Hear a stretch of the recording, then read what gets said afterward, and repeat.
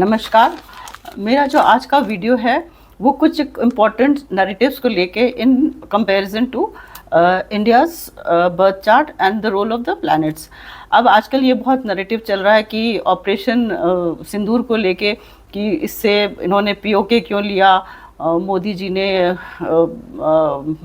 Cease fire क्यों किया, and another important narrative is going along Narendra surrender, और कि पाकिस्तान की बाउंड्रीज टूट जाएंगी और पीओके भारत को मिल जाएगा। तो मैं वन बाय वन आपको ये in reference to India's horoscope बताना चाहती हूँ। पहले तो मैंने जैसे बताया है, moon as such was a very challenging dasha, जो हमने देखा कि इतना स्ट्रॉन्ग ऑपरेशन सिंदूर करने के बावजूद the operation was all mixed up, और उसमें काफ़ी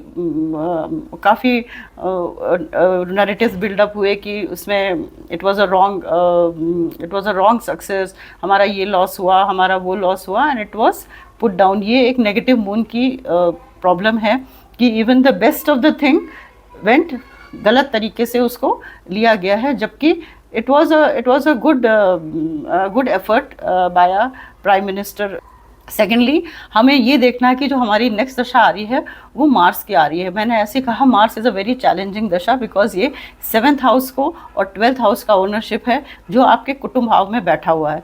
इसीलिए हम लोगों को ये देखना है कि हम लोग इंटरनली कैसे स्ट्रांग हों, because 2nd house is your country, your internal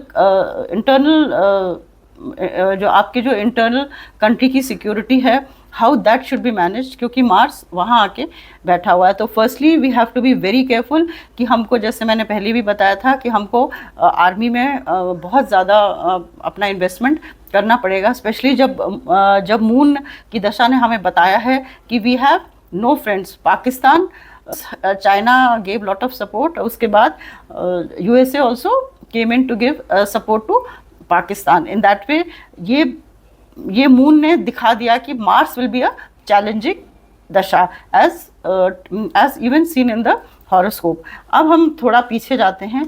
देखिए, Modi ji when he became the PM, हमारी जो भारत की महादशा थी वो सूर्य की थी। मैंने पहले भी बताया है कि Surya is the highest degree planet and it is the atmakaraka. Surya natural आत्मकारक है, it's called a natural atmakaraka as it represents king और सोल। जब ये नेचुरल आत्मकारक किसी की पत्री में भी आत्मकारक हो जाता है तो इसका बहुत इंपॉर्टेंट रोल हो जाता है। इसीलिए 2014 में सूर्य ने नरेंद्र मोदी जी को हमारा देश का पीएम बनाया, because basically he supports a Hindu party, जैसे कि वो बीजेपी के हैं, और he is a supportive of RSS which is a Hindu party, and that is why Surya Narendra Modi ji को लेके आए हैं after such a big rule of Congress. ये बात हमें समझनी चाहिए। अब मेरा ये आग्रह है मोदी जी से कि उन्होंने अपने 2 सेशंस में 5-5 साल के उन्होंने टॉयलेट्स बना दिए, उन्होंने फ्री एलपीजी गैस लगा दिए, फ्री में बहुत उन्होंने खाना राशन बांटा, फ्री बीस कर दिए हैं, बहुत कुछ फ्री करा है। अब ये 3rd जो टर्म इनको मिला है, इसमें ही हैज़ टू वर्क देश की इंटरनल सिक्योरिटी के लिए। उनको आर्मी में इन्वेस्टमेंट बहुत ज़्यादा करना पड़ेगा। सेकेंडली, उनको हिंदूज़ के लिए वर्क करना पड़ेगा, वरना कंट्री की security threat will be very high. अगर Hindutva and he doesn't become a strong leader to take a strong policy जिससे इंडिया बचे। It is not important that he should save secularism, he has to save the country. इसीलिए सूर्य ने मोदी जी को लिया है 3rd। उनको कश्मीर को रीसेटल करना है। जस्ट रिमूविंग धारा 370 इज़ नो एफर्ट, बिकॉज मैं खुद श्रीनगर गई हूँ, वहाँ पे आप जाओ तो you have a negative aura. इतने कश्मीरी पंडित मारे गए हैं, उनकी सोल, उनकी आत्मा पूरे it is all around in a negative way. आपको नेगेटिव ऑरा फील होता है। आपके यहाँ कभी, मुझे समझ में नहीं आता, ऐसी जगह जहाँ इतने लोगों का, हिंदुओं का मास मैस्कर हुआ है, उनको निकाल दिया गया है, वहाँ से लोग, वहाँ जाके लोग कैसे एंजॉय कर सकते हैं?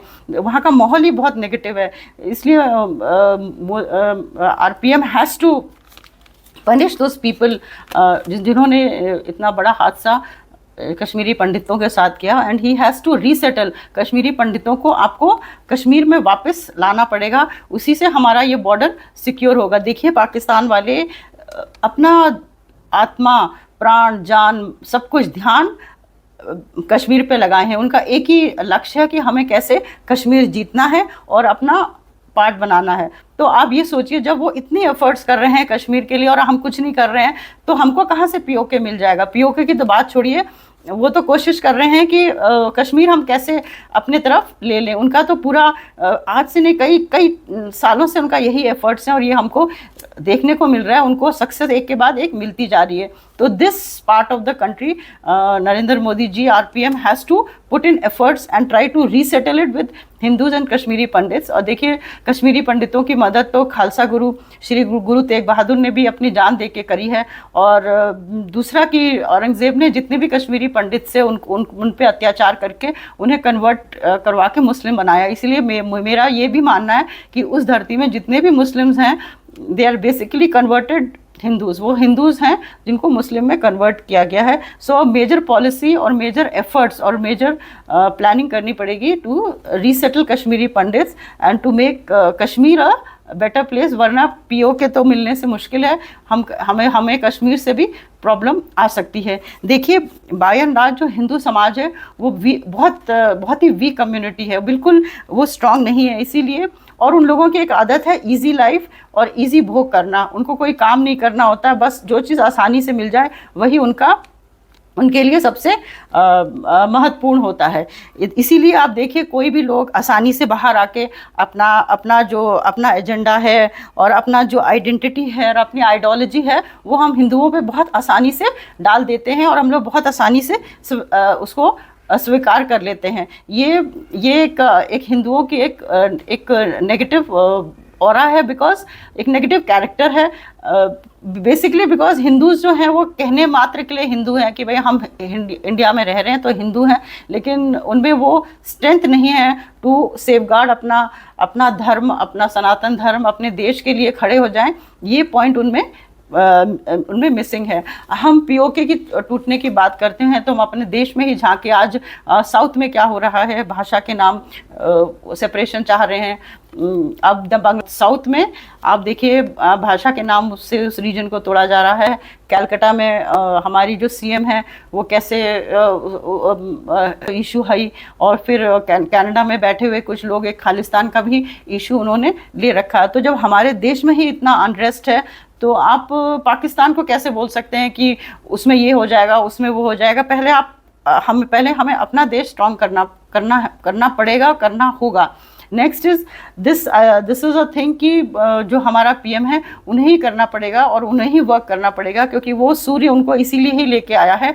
जैसे मैंने कहा कि वो आत्मकारक है, और दूसरा जो अमात्य कारक है वो वीनस है, that is the second highest degree planet. जब कहते हैं आत्मकारक अमात्य कारक मिलते हैं तो they can do great wonders. अमात्य कारक मतलब शुक्र, हमारा लग्न वीनस। इसीलिए मैं बार बार कहती हूँ जो भी हमारे पीएम हैं, जो भी हमारे लीडर्स हैं, उनको एक राहु नीति अपना के अपने दुश्मनों को टैकल करने से ज़्यादा बेटर होगा और ज़्यादा उनको विक्ट्री मिलेगी, रादर देन आउटराइटली ओपन में अपने दुश्मनों को अटैक करना। जैसे पाकिस्तान हम पे करता, वहाँ से बैठ के रिमोटली हम लोगों को, सभी सिविलियंस को आज से नहीं कई सालों से हम लोगों को मारता ही आ रहा है। तो नेक्स्ट मेरा यही है, नेक्स्ट इज कि मैं मार्स पे भी बोलूँगी, क्योंकि Mars will be a very important planet जो कि हमारे 12th हाउस को गवर्न करता है। हम अपने 12th हाउस को कैसे स्ट्रॉन्ग कर सकते हैं और अपने 7th हाउस को कैसे स्ट्रॉन्ग कर सकते हैं, because I am very positive कि 2027 to 2000 I mean mid of 2027 till 2028 war has to take place, और वो काफ़ी बड़े स्केल में वॉर होगी। तो इसलिए मार्स की दशा का मैं आपको नेक्स्ट में आपको बताऊंगी। और इसी पे मेरा राधे राधे।